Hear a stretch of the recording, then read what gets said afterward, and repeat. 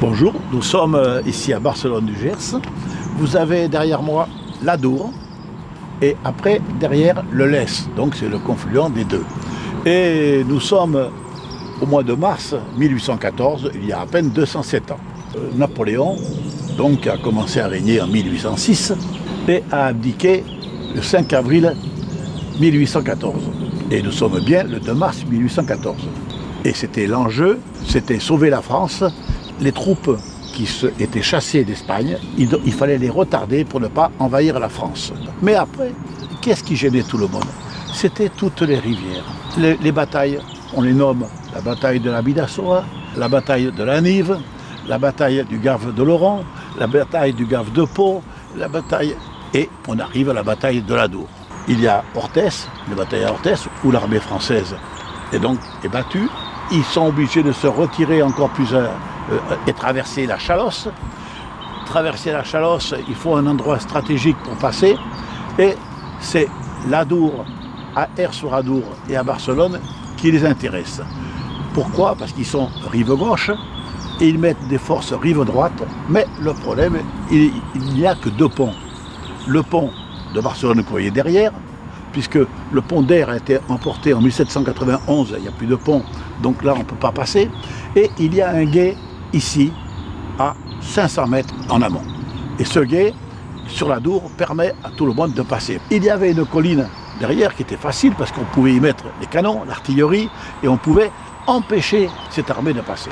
Sur Barcelone et sur Aire, donc l'enjeu de Caser, c'était d'amener tout le monde vers ici, pour que l'armée française puisse passer, il ne fallait pas que l'armée anglaise passe. Donc il y a eu tous ces échanges, il y a eu beaucoup de morts, et ici, il y avait donc une armée qui était à Barcelone, l'église était occupée, les batailles faisant rage, il y a eu des échanges très violents avec les Portugais, et il fallait se replier. Et l'armée française donc, tenait le coup, et à un moment donné, ils ont lâché. Mais tout le monde est passé sur ce pont à Barcelone. Mais il y avait à l'est donc des troupes françaises qui se sont fait piéger. Piéger comment? Parce que pour empêcher les Anglais de passer, les Portugais, eh bien, on a fait exploser les ponts, comme on faisait partout. Donc on fait exploser ce pont, et on fait exploser aussi un pont qui est à 500 mètres, qui est le pont sur le Lez. Et ce pont sur le Lez, qu'est-ce qu'il avait la particularité? C'est qu'il donnait accès. On traversait le Lez et après on donnait accès au gué de Bernède, qui est un peu en amont, mais qui est jouxte Barcelone, où il est à peine à 500 mètres d'ici. Mais là, c'était pas le temps d'aujourd'hui. Désastre complet, de la pluie partout, les ruisseaux qui donnaient sur les rivières, le niveau de l'eau qui montait partout, c'était très difficile à traverser. Cette armée était bloquée, plus de pont, comment faire? Les Anglais étaient derrière. Il y avait un lieutenant, le lieutenant d'Espeignette, qui était d'Aire-sur-Adour, qui était du Mas, et lui qui a dit, écoutez, moi je connais, vous allez me suivre. On va abattre des arbres sur le pont, on va les mettre sur le Lez et on va passer sur ces arbres-là, on va passer le Lez. Et après, on aurait accès au gué. Ils ont fait ça en pleine nuit, ils ont réussi à passer. L'armée française a pu se déployer en direction de Tarbes, puis après sur Toulouse, et il n'y a plus eu d'échanges violents de guerre entre les deux. Mais malheureusement, le maréchal Soult, qui commandait ça, avait reçu les ordres de Napoléon, surtout d'arrêter les Anglais. Bon, sa mission était presque assumée. Et il pouvait aller sur Toulouse tranquillement ou rejoindre Bordeaux. Et c'est ce qui s'est passé donc, à cette époque-là, le 2 et 3 mars 1814. Et je répète, le 5 avril, Napoléon abdiquait. Et c'était fini pour l'Empire français.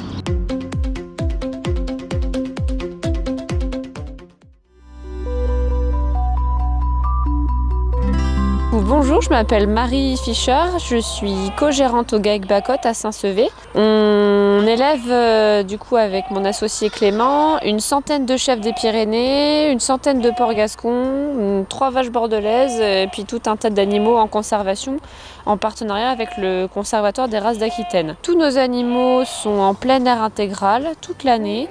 Et comme au départ on est parti de rien, c'est-à-dire ce parc-là qui fait 4 hectares 5, on a récupéré des terres un peu autour, dont la moitié de l'année, on entretient des pâturages sur les berges de l'Adour avec un partenariat de la commune et du département. Donc on a, je pense, une trentaine d'hectares ou une cinquantaine d'hectares. En fait, il y a plein d'endroits où on peut aller, où on va... autour de l'Adour, donc il y a une partie en berge et après le reste c'est des bassins de débordement qui ont été construits au moment où la rocade a été fabriquée. Donc on transforme tous nos produits sur la ferme et on vend tout en direct sur le marché de Saint-Sevé et après dans un magasin qu'on a monté en collectif qui s'appelle l'Atout Fermier, qui se trouve dans la zone d'Escalès, donc c'est vraiment un vol d'oiseau à 300 mètres. On a fait le choix que de races locales parce qu'elles sont plus adaptées au modèle que nous on a, c'est-à-dire le plein air intégral, la rusticité. C'est des animaux qui se débrouillent toute l'année dehors et qui trouvent à manger avec ce qu'on leur propose, donc c'est-à-dire de la ronce, de la prairie, on a de la diversité à leur proposer. Les cochons c'est pareil, ils sont au bois, quand les conditions le permettent ils mettent bas dehors, tout le monde met bas dehors. Pour trouver des fermages ou des partenariats c'est pas toujours évident. Voilà, mais on fait l'entretien et ça permet en fait au département qui dépensait presque 5 000 € par an en tracteur et en broyeur de ne plus du tout passer et c'est nous qui faisons tout l'entretien avec les chèvres.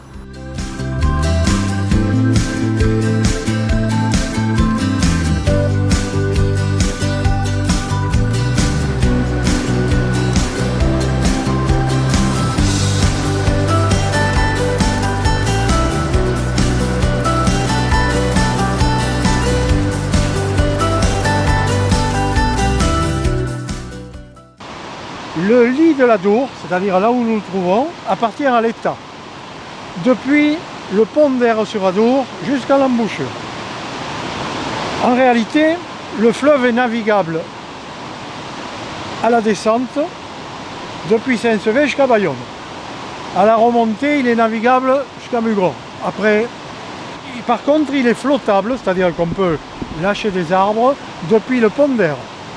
Là, à la descente, ça allait, mais à la remontée, ici, on a 33 mètres d'altitude. À Mugron, il y a 17 mètres. Donc, sur 16 km, le fleuve descend de 16 mètres. Par contre, de Mugron à l'embouchure, il y a 90 km et il ne descend que de 17 mètres. Alors, quelles étaient les marchandises transportées à Saint-Sevé? À la remontée, donc, peu de choses. Du sel, des poissons de mer, peut-être un peu de sable. Par contre, à la descente, beaucoup de produits. Les vins de Chalosse et de Tursin, qui descendaient à Bayonne par Saint-Sevé et Mugron et par la Midouze depuis Mont-de-Marsan, bien sûr. Des céréales, du blé, de l'orge, du seigle. Du porc salé, du cochon salé. Pourquoi? Parce que, vous savez, le jambon de Bayonne, il n'y avait pas de cochon à Bayonne. Les cochons, ils étaient en Chalosse, en Béarn, etc. Et un peu d'Armagnac. L'Armagnac descendait surtout par Mont-de-Marsan. Voilà ce qu'il y avait sur la navigation. La navigation a disparu au 19e quand la voie ferrée est arrivée. Les cailloux ici, les galets, sont un peu moins gros qu'à Grenade, un peu moins gros qu'à Aire, un peu moins gros qu'à Mugron, et après c'est du sable, parce qu'ils roulent, ces galets roulent. Alors, au 19e siècle et avant, il y avait des casseurs de galets. Il y avait des gens qui avaient des marteaux, ils tapaient, ils cassaient, ils mettaient dans des brouettes et ils vendaient avec des charrettes le gravier pour les routes. Au XXe siècle, le propriétaire du lit, je vous l'ai dit tout à l'heure, c'est l'État. L'autorité qui accordait l'extraction des graviers dans le lit, c'était l'État, la DDE. Ceux qui utilisaient les graviers, la DDE. Ceux qui les achetaient, la DDE ou les départements, etc.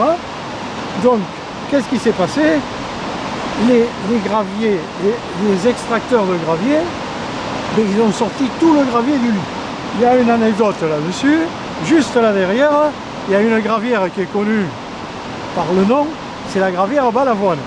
Balavoine, c'est le grand-père et l'oncle de Daniel. Parce que Daniel, il est de Pau, parce que son père était ingénieur des ponts et chaussées à Pau. Mais ses grands-parents, les deux grands-parents, grand-père et grand-mère, ils étaient de Saint-Sevé. Le fleuve coulait sur les graviers, comme s'il coulait ici. Il y avait, quand le fleuve montait d'1 mètre, l'eau rentrait dans les terrasses, surtout rive droite, sur 2-3 km. Pas rive gauche parce qu'il y a la colline très vite. Et quand le fleuve descendait d'1 mètre l'été, il baissait d'1 mètre sur 3 km. Ce qui veut dire que l'eau descendait et il y avait des millions de mètres cubes d'eau stockée. Quand on a sorti tous les graviers du lit et qu'on s'en est aperçu, c'était déjà trop tard. Le fleuve il coulait sur le substratum, c'est-à-dire sur l'argile, sur la pierre, sur la terre imperméable, et quand il baissait d'1 mètre, il baissait d'1 mètre sur 80 mètres. C'est-à-dire en 10 minutes, il avait baissé. Depuis la deuxième moitié du XXe siècle, les gravières sont en amont et en aval.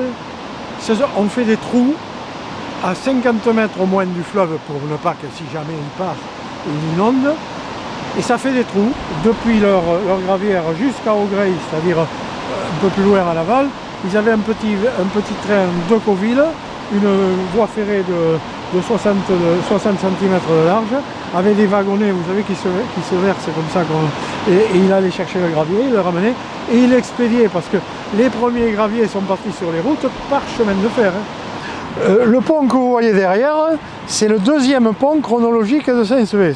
Je l'appellerai le pont de pierre. Le premier pont en bois, connu, date du XVIIIe siècle. Il figure sur le cadastre des Bénédictins en 1743. C'est un document qui est aux archives départementales à Mont-de-Marsan. Il était situé, ce pont en bois, à quelques mètres, 50-60 mètres du pont de pierre. Et moi, à la fin du XXe siècle, on voyait encore les poteaux.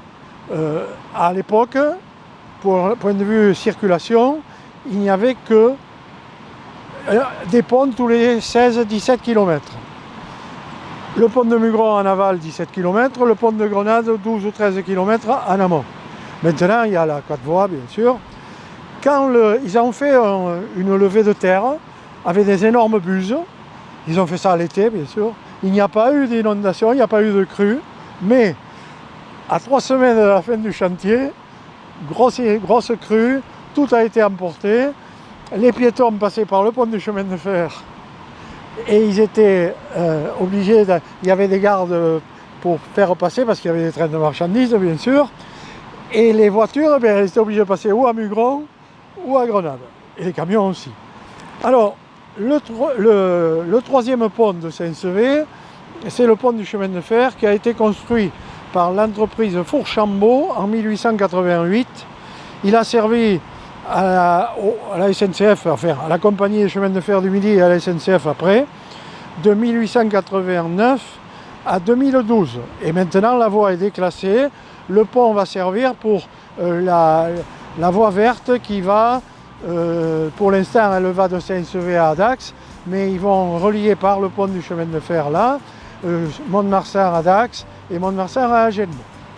Alors, et le quatrième pont, c'est le pont de la 4 voies qui a été construit en 2013.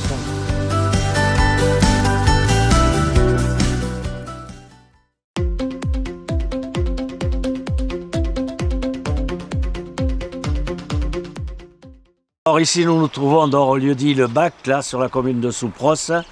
Bac situé au bord de la Dour et qui est une maison appartenante à la commune et dont le propriétaire ou plutôt le locataire servait de passeur pour aller avec une barque sur la commune de Toulousette en face. Où nous sommes actuellement, il y avait donc un petit embarcadère où la barque était située et les gens qui voulaient aller de l'autre côté appelaient le passeur qui s'appelait Yo, une brute de 30 kg, et qui les amenait avec son chaland de l'autre côté, donc à l'aide d'une barre, et ils naviguaient sur la Dour. Ensuite, vous avez vers l'aval la commune donc, de Toulousette et plus loin donc Nerbise et Mugron. Et si vous voulez, on va se déplacer après pour voir un peu le paysage. Ici, c'était magnifique. Vous aviez un grand chêne où les gens venaient ici se reposer, s'allonger, qui pouvaient plonger dans l'Adour. L'Adour qui a baissé énormément depuis quelque temps, à la suite des gravières qui ont tiré le gravier dans le lit de l'Adour, ce qui est interdit depuis d'ailleurs. Et le niveau, vous voyez, est vraiment très bas maintenant. Autrefois, il affleurait presque ici le sol. De l'autre côté, donc, la maison du bac, Marie et Yo servaient à boire quelques chopines aux habitués du coin et qui venaient boire un coup et se reposer et discuter toute l'après-midi là, surtout les dimanches. Il y avait affluence ici dans ce joli coin qui était bien mieux entretenu que maintenant. Quand vous vouliez aller de Soupros à Toulousette, vous arriviez et vous l'appeliez « Yo, Yo, viens me porter, viens me passer ». Et Yo, qui était un gars toujours en train de râler, pousser sa petite gueulante, et il ne voulait pas, et puis quand même, il mettait le vélo dans la barque, il embarquait la personne, et à l'aide de sa rame, qui était une grande perche en bois, il remontait légèrement le courant de l'Adour pour aller apponter de l'autre côté à Toulousette. Il revenait ici, et il continuait son petit train-train, c'est-à-dire ou aller continuer sa sieste, ou aller à la pêche, parce que c'était un bon pêcheur, et si vous vouliez du poisson, il pouvait vous en fournir quelques petites fritures. Les gens le savaient. Et quand vous étiez de l'autre côté de Toulousette pour revenir sur Soupros, il fallait crier à haute voix « Yo, yo !» on l'appelait. Il faisait souvent semblant de ne pas entendre, mais au bout d'un moment, à force de hurler de l'autre côté, il arrivait toujours en maugréant et il remontait le courant, redescendait jusqu'à l'appontement en face et ramenait ici le client sur la berge de Soupros. Ça, c'était son travail de tous les jours, quand il ne servait pas une petite chopine, donc comme je vous l'ai dit tout à l'heure. Et ensuite, la pêche et dodo, parce que le yo, qui était quand même, malgré sa grande taille de 1,55 m et de ses 40 kg, allait travailler toutes les nuits chez un boulanger, il allait aider à faire le pain, c'était un mitron. Et dans la journée, il fallait qu'il se repose ou qu'il pêche. Voilà la vie de Yo, le passeur de Soupros. Ah non, ça, le Yo, il ne savait pas nager. Et personnellement, je peux vous dire qu'en traversant, il a déjà renversé plusieurs vélos qui sont tombés dans l'eau. Il fallait après les repêcher avec des barres et des grappins. Et même lui, en étant déséquilibré, est tombé à l'eau et c'est lui qu'il a fallu aller rechercher dans l'eau. Parce que ça, il ne savait pas du tout nager.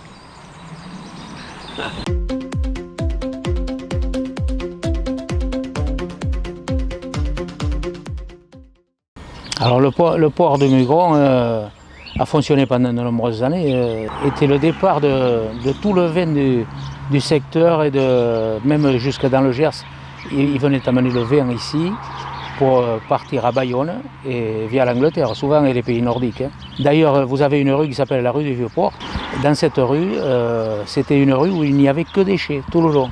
Déchets de stockage, les gens venaient amener là et de là, ils allaient sur les péniches, quoi. Et ces péniches, donc, elles allaient à Bayonne et elles étaient remontées tirées par des bœufs. C'est pour ça qu'il y avait un chemin de halage tout le long de l'Adour. Voilà, c'est ce qu'on voudrait remettre au jour aujourd'hui pour y faire promener des gens, mais à l'époque c'était pour travailler, c'était pour faire ça. Alors les inondations, j'en ai vu beaucoup. Ce que j'ai vu, c'est celle de 52, j'étais petit mais je m'en souviens très bien. Les gens qui habitent près de l'Adour n'étaient pas surpris parce qu'ils savaient que ça pouvait arriver régulièrement. Chez eux, l'eau n'est jamais rentrée dans les maisons. Ils avaient prévu autrefois jusqu'où on pouvait aller et ils mettaient les maisons, ils les mettaient hors d'eau, si on peut dire. Les chemins étaient coupés, mais les maisons étaient hors d'eau souvent. Et enfin tout le temps d'ailleurs, même en 52. Mais à l'époque, tous les agriculteurs qui étaient voisins de l'Adour coupaient régulièrement le bois et ils nettoyaient uniquement par secteur. Chaque année, il y avait un nouveau secteur et chacun partageait le bois à tous les riverains qui se trouvaient dans les alentours, quoi. Ensuite, il y avait autre chose qui se passait, c'est que les vaches de tous ces agriculteurs allaient à un endroit qui s'appelle la Saucille. Et là, en passant, effectivement, nettoyer aussi, et sans que personne n'ait à mettre la main. C'était nettoyé et pas uniquement par les agriculteurs du secteur. Voilà, sans engager aucun frais collectif.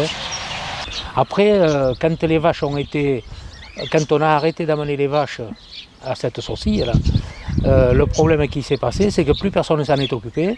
Le chemin de halage a été envahi par les ronces, par tout ce que vous voulez, par le bois qui a poussé. Plus personne ne coupait le bois, les vaches ne passaient plus. Ça a été la forêt vierge, quoi.